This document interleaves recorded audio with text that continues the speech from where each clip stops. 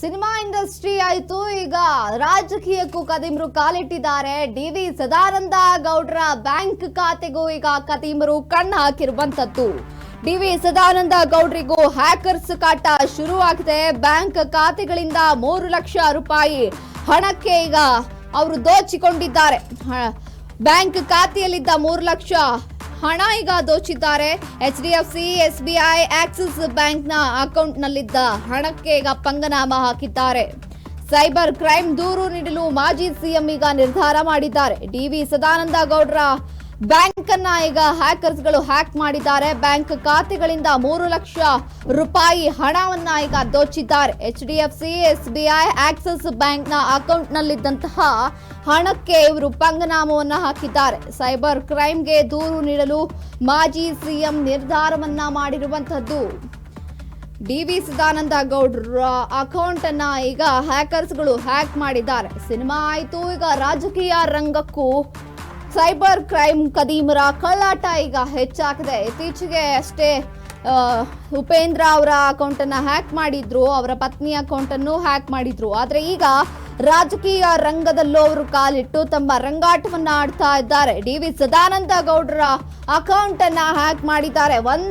ಒಂದೇ ಒಂದು ಬ್ಯಾಂಕ್ ಖಾತೆ ಅಲ್ಲ, ಮೂರು ಬ್ಯಾಂಕ್ ಖಾತೆಯನ್ನ ಕದೀಮರು ಈಗ ಹ್ಯಾಕ್ ಮಾಡಿರುವಂತದ್ದು. HDFC, SBI, ಆಕ್ಸಿಸ್ ಬ್ಯಾಂಕ್ ಅಕೌಂಟ್ಗಳನ್ನ ಈಗ ಅವರು ಹ್ಯಾಕ್ ಮಾಡಿ ಪಂಗನಾಮವನ್ನ ಹಾಕಿ ಬರೋಬ್ಬರಿ 3 ಲಕ್ಷ ರೂಪಾಯಿ ಹಣವನ್ನ ಈಗ ದೋಚಿರುವಂತದ್ದು.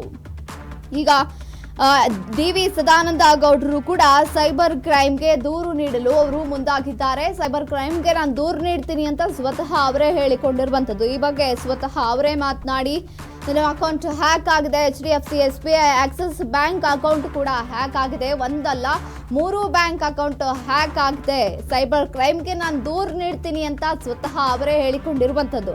ಇತ್ತೀಚೆಗೆ ಸೈಬರ್ ಕ್ರೈಮ್ಗಳು, ವಂಚನೆಗಳು ಸಾಮಾನ್ಯರ ಜೀವನದಲ್ಲಿ ನಡೀತಾ ಇತ್ತು. ಆದ್ರೆ ರಾಜಕೀಯ ರಂಗದಲ್ಲಿ ಎಲ್ಲರಿಗೂ ಅವರೇ ಹೇಳುವಂತಹ ಒಂದು ನಿಟ್ಟಿನಲ್ಲಿ ಅವರು ಇರ್ತಾರೆ. ಆದ್ರೆ ಅಂತವರ ಅಕೌಂಟ್ಗಳೇ ಈಗ ಹ್ಯಾಕ್ ಆಗ್ತಾ ಇದೆ.